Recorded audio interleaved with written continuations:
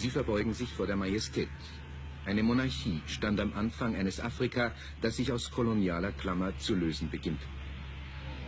Die Majestät verteilt Almosen. Das war die soziale Gerechtigkeit in Äthiopien des Kaisers Haile Selassie.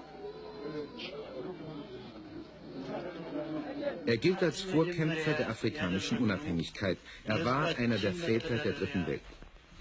Sein internationales Ansehen hat lange die Klage verdrängt.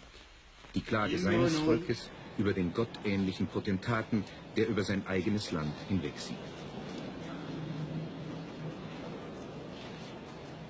In diesem Jahr wurde der König der Könige gestürzt.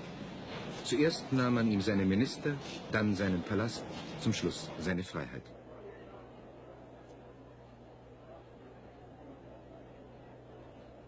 Dass er noch leben darf, verdankt er der Beutegier seiner Nachfolger.